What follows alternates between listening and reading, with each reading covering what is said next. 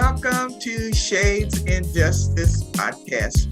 We are excited to be here today, and we have with us on today a very special guest, a long way from Kansas City, Kansas, and I'm going to let her in just a second introduce herself. Let me read just a little bit of the information we found out about her. Her name is Anna Nasset, and if I crucified that last name, feel free to correct me in a few minutes. She's the owner of Stand Up Resources, which provides training and stalking and sexual assault and graphic and web design for victim service agencies. So Miss Anna got my attention because I read a little bit of her story of having a stalker invade her life. So Miss Anna, take it away. Let's learn more about what you do. Thank you so much for having me here today, Hill. It's an honor. I'm joining you from the hills of Vermont.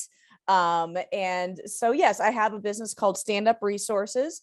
And what I do is I provide training to first responders and victim service providers on how to better work with victims of crime regarding gender-based violence. My specialty is in stalking as a victim and survivor of stalking for the last decade.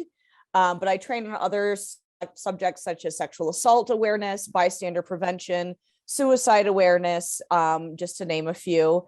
And then I also do kind of very specific graphic and web design for victim service agencies. So currently I'm working on a project for restorative justice centers here in my state. I'm working on a project for the St. Joseph's Orphanage Restorative Justice Inquiry, dealing with children who were sexually assaulted at an orphanage in the 1960s. And so that's a bit about me. I also have a podcast called The Mend that tackles these subjects, and working on a book and do macrame on the side. That's my other little business. Well, that is awesome. And thank you so much for sharing that. I literally found your information on a website called End Violence Against Women International, EVAWI. And how did you get connected with that organization? So I generally speak at a couple of different conferences every year, and one of them is VAWI and Violence Against Women International.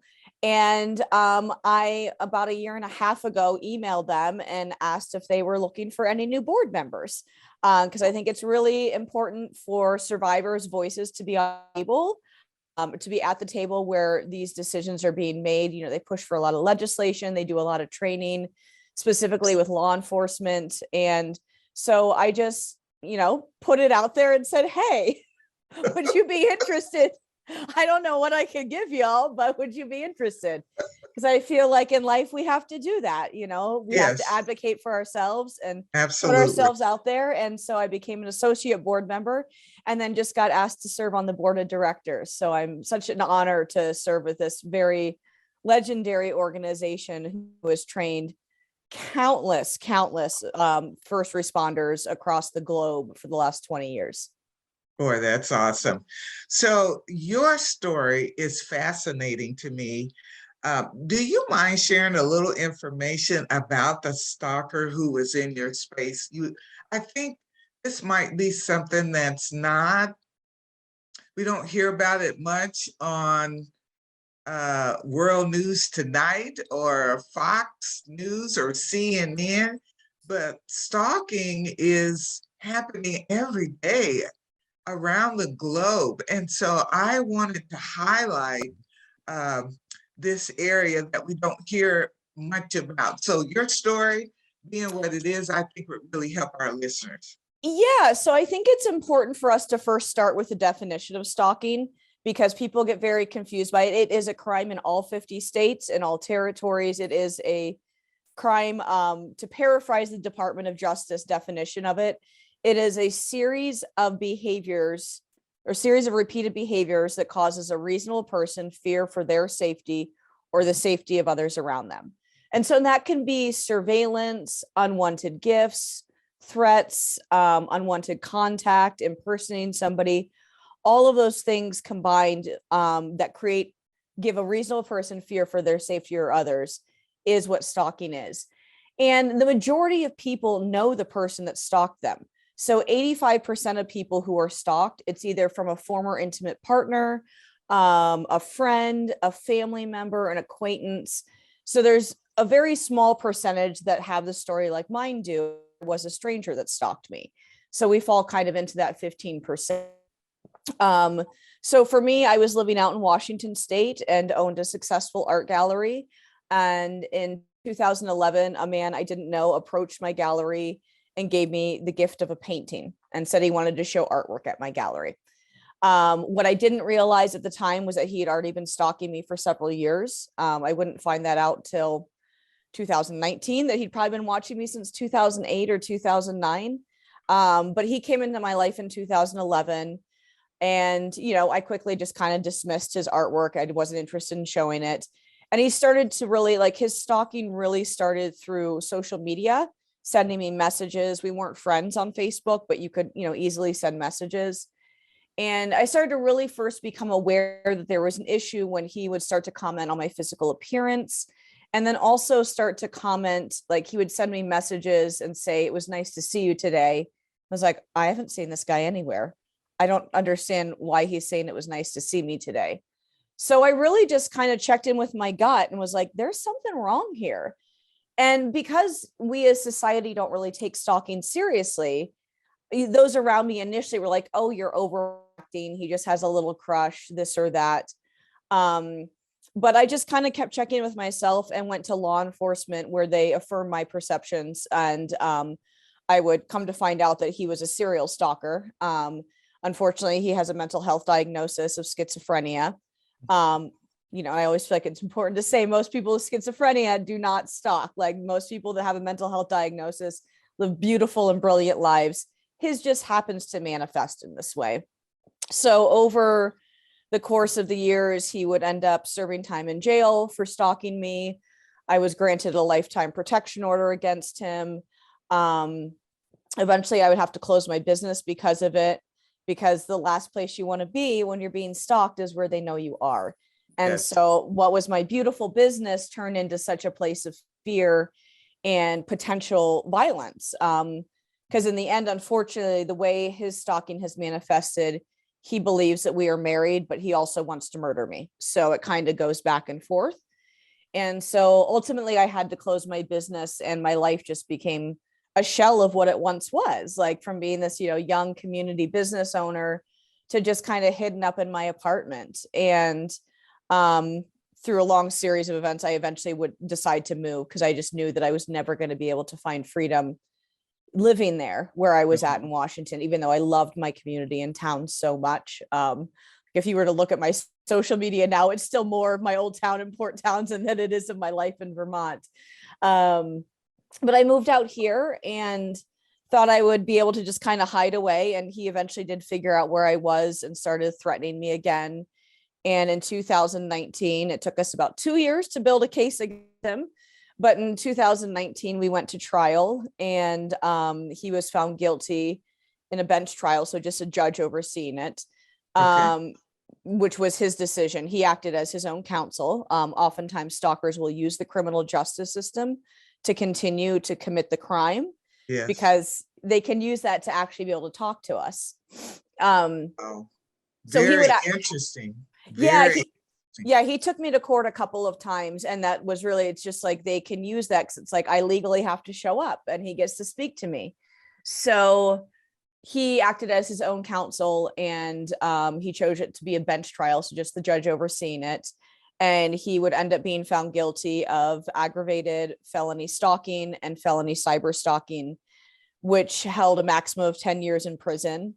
And I was told there's no way we're going to get 10 years. No one's ever gotten 10 years. So I wrote a really good victim impact statement and was able to read it from my home, or from here in Vermont, to the courtroom in Washington. And he was sentenced to the full 10 years, which at the time, 2 years ago, was one of the longest, if not the longest sentence in our nation's history for the crime of stalking. Mhm.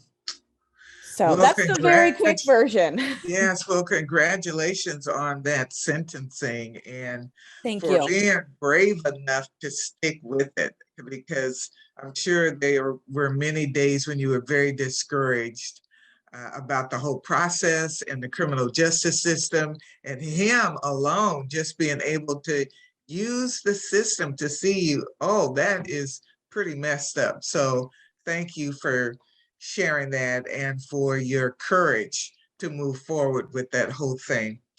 You mentioned in one of our previous conversations, you had taken a different mindset when it came to the criminal justice system. Would you please just share that mindset with our audience?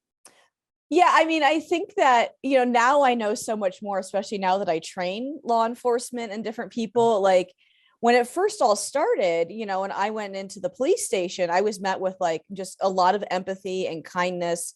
And it wasn't until years later I would find out that was not the norm. um, and that's Oh, really, a lot of times, especially like I said, when 85% of people know the person that's stalking them, when yes. they walk into law enforcement, they are told they're overreacting. They are told, like, what's your proof? Like, you have to be your own detective, you have to be your own advocate. And so that's really pushed me to go out and speak and train, Mhm. because I do feel like if any factor was different in my situation, if I wasn't, at the time, I mean, if I wasn't a white woman of privilege in a small community who didn't know this man, would I Yes. be sitting here today? I don't know. Yeah. There's a very good chance I'd be dead. And so I really am passionate about training law enforcement and the criminal justice system to say, hey, if we look at this crime and take it seriously, we can prevent murders. We can absolutely 100% prevent homicides by taking this crime seriously. And so Yeah. I just really try and approach that work with positivity, with saying all the things that they did right for me, with coming in with kind of this is what worked for me. It might not work for everyone, but these are the things that really work for me. And these little small things that you can do make such a huge difference Yes. in working with the victim and survivor and helping us keep that stamina to continue on. Because like you said, it was arduous. It was just horrific to have to continue this battle. And, it's not like it is on TV where it's one Right. episode and like everything's solved. It took us 2 years to build this case to go to trial. And that was after, 6 or 7 years of him stalking me. So Mhm. that taking these things seriously and really understanding that you have to put victim and survivor at the table with you Mhm. is one of my passions, and how I just want to kind of reimagine what the criminal justice system can look like. Mhm. That's awesome. What do you recommend for women who have been involved or um, who presently have a stalker in their lives? What are Yes. some steps they can take? Yes. So I know that this is more of a women focused podcast, but I do want to Yes. say, like, this happens to men as well. Yes. So actually, statistically speaking, 1 in 6 women and 1 in 17 men will be stalked in their lifetime. So I think for anybody listening, the first thing is you want to document everything. You want to document, screenshot, save everything. Mhm. Um, I would take pictures. I would take my cell phone and take pictures of the gallery phone when Mhm. he was calling. I just documented every single thing, because you are your own detective. You Yes. have to collect the evidence. This is different than other crimes where there's, a bashed in mailbox or a sexual Yes. assault. Like, so documenting everything is huge. I really recommend to anybody that they go to their local advocacy center and get an advocate before going to law enforcement. We have this misconception that we see like domestic violence and sexual assault centers, and we don't realize that they also serve stalking victims, but they do. So I Mhm. think it's really huge to have that extra person with you to help you navigate the process, because especially with stalking, it's a psychological crime. They're trying to rip your brain apart. Yes. Mhm. And so you're in a place of constant trauma, constant fear. So having an advocate who understands the legal system is huge. Mhm. So I really highly recommend that as well. Safety planning is a huge one, like figuring out different ways to, you know, parking your car different locations, having a friend walk with you, things like that. All of that's really important as well. Self-defense can be really important too, as far as empowering you and also keeping you safe. So really kind of coming up with the plan that's going to work the best for you to Mhm, make you feel the most safe. mhm. I love that. Be your own detective, self-defense. This is what really got me. Have a advocate that is Yes. familiar with the criminal justice system. That's huge because so many women wouldn't even think of, okay, I need to get an advocate. They would get a friend who doesn't know as much as you do, but to go somewhere to get some professional help. Man, that would make the difference between night and day. Those are awesome things to share. It really does. And I think that, I've never hired a lawyer. I've never hired private counsel. Everyone that's worked on my case was just doing their job. And so there are so many people out there that are advocates that are passionate about this and understand the system. So you nailed it on the head. It was just like having those people with you that can Yes, walk you through. yes. So this goes right in with my next question about please describe your support system. So I see a little bit of it there. But this is what I noted during my walk in this new series at Shades and Justice podcast with breaking layers of injustice for women. I've had a woman reach out to me from New York I'm asking her, she's asking me, what do I do? I'm being stalked and where do I go? Where do I get some help? So I'm hoping this podcast can really help her. But what else would you say to her for help in her support system? Even if it's just one friend, having Okay. somebody that you can call upon, like I've, over the years had an incredible support of family, of friends. I was very fortunate in that. Um, in the first several years of this, especially even when I closed my business, nobody knew what was going on. Nobody knew about this stalking. And I was so silent about it, other than to my really close community of people. And Mhm. now, obviously, as a public speaker and all of that, like I feel so different. It's like, the more who know, the safer I am. And Oh, yes.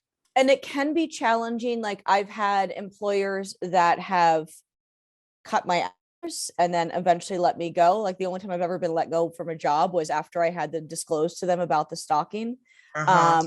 And like, so it can be, there's two sides to it where we can almost be punished because Mhm. we're a victim and survivor. And this is the same for Yes. domestic violence and other crimes. Yes. But I've also had amazing employers who just embraced me and made me feel so safe, and really I felt just kind of held me in that space of what I was going through. So letting people know as much as you're comfortable, I think is a huge thing.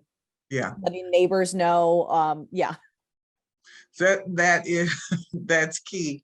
And I think this goes in with other sexual assaults. You feel somehow shame about it, and you also somehow you're guilty when really you did nothing wrong and there's no reason for you to be shamed. However, this psychological stuff is happening in your mind. So to have that support system and then to let people know so everybody's on the lookout for you. I think that's key. I think that's Yeah. very It doesn't matter if you dated the person that was stalking you, if you're married to them, it does not matter. This is not your fault. right. People need to understand appropriate behavior. But Yes. yes, societally, the narrative is that it's our fault. And that's, Right. something we really have to shift. Yes. That's awesome. Okay. What things did you do to start your healing process? As I'm listening to you today, you seem very strong, very confident, very futuristic living right now. How did you get there? I mean, it's a journey. I'm not always like I can turn it on and I can also just fall apart. And I allow Okay. myself to do that. Yes. I allow myself to have my days where I need to be under my stack of quilts, watching Yes. Gilmore Girls. Like, Yes. I think that it's so important that we don't force that self-care narrative, that we allow ourselves to just be. Yes. Um, and Wow. and I've had a really interesting experience. Like, yes, I got this amazing sentence, but a couple months later we had a pandemic hit. And Yes. and where I live in Vermont, we're still masking and doing those things. And so I had like the briefest of window where I actually felt free. And then we all went into lockdown and really come out of it. So it's been really interesting Mhm. for me to go through that and go, all right, so I'm still just living in my four walls of an apartment, and this is what's comfortable to me. I've created, a really beautiful space and very crafty and like making my art. And so that's been a big thing for me, is just creating a place basically out of nothing that feels cozy and safe and comforting. Just learning to do things like take walks alone again and understand my fears around that. Like I said, I deep dove into doing macrame and have found that really healing. It's just tying knots, and like Uh-huh. it's just something really meditative and soothing about like that repetitive motion for me that kind of helps me. I have my tiny little dog sitting on my lap right now. Like, all of those things kind of combined really have helped me create that space. But then, like I said, like just giving myself the freedom to not be okay as well. Yes. That is so good. I love what you said. You don't do the forced self-care. You just let it be. You understand there are those times. I mean, I experience it myself when I just kind of like need my blankie. Just go and just be with my blankie, and that's it. Give me a few hours to watch a couple of movies, let me rest overnight, and then the next day I'm okay. But Yeah. I definitely can relate to what you're saying. Such good information. How did the police and judicial system treat you when you went to court and filed charges against your stalker? So for the most part, I've had like 95% really positive law enforcement Okay. interaction. And like I said, like I was in a small community out in Washington, and I mean, I had some privilege of being a very public known person. But across the board, like they've been really, really good. I did at one point have to go and report. My law enforcement out in Washington was really concerned that the stalker was going to come here. So they Hmm. had me go to the state police here just to let them know what was going on. So I took all my case files, everything to the state police here. And those guys basically laughed me out the door. They're like, girl, we don't know what you're doing here, why you're in here. There's nothing we can do to help you. And that's a normal thing for stalking victims to experience. Okay. So once again, comes back to why I do what I do now, is training them to really understand how to respond to this. But um, I've been very fortunate within that with law enforcement. I've been very fortunate with most of the prosecuting attorneys. There was one that initially didn't pick up the case because I was in Vermont and the stalker was in Washington, and the prosecuting attorney was like, oh, she's so far away, she's fine. Because they get to choose which cases they're going to Yes. take on. And Yes. stalking is so challenging to prove because it's once Yes. again a psychological crime. But ultimately, the prosecutor who took it on, James Kennedy, was just brilliant, so victim centered. I've presented with him at conferences now, like just incredible. And the judges that oversaw my case as well, I felt like really had a victim centered lens. One of the initial judges from the 2012, 2013, I've presented with her as well. And so, I'm starting to see that shift Yes. of having that more victim center approach. But, I also got an email the other day from a woman I was advocating for, where the judge denied her protection order. And it was her ex-husband. She's like, he's going to murder me now. And so, we still have so much work to do to educate Yes. within this. Yes. Thank you for that. Do you mind sharing? We're down to just a few minutes left. Would you please share your website and any other information you want our audience to have that you can share on today? Yeah, absolutely. If you want to learn more about stalking, the federal granted stalking resource is Spark, stalkingawareness.org is a great place. They do not provide direct services, but it's a good place to learn more about stalking. If you are in danger, please contact rain.org. They serve stalking victims. And my website is standupresources.com, and you can learn all about me and my work and see what I'm up to. And yeah, it's just been great to be here today with you. Well, it's been absolutely awesome to have you as our special guest on today. And you have shared some wonderful, but yet very practical ideas, both for survival and for protection. Even hearing your healing process was pretty amazing, how you allow yourself to just take that day to do what has to be done that day. Some days are up. I love what you said. I can turn it on or I can turn it off. So that sounds like me. I'm real good at that too. So Absolutely. Thank you again. This has been a fabulous opportunity where we have heard some really good nuggets on what to do if you have a stalker or if you are a survivor of stalking. So, Miss Anna, thank you again, and we will see you again soon. If you're willing to come back, we could possibly do things a little bit different next time and have a question answer period or something for a Facebook Live event. So absolutely. Thank you, Dr. Hill. My honor. Okay. Have a great day. Thank you. You too. Bye-bye. Bye.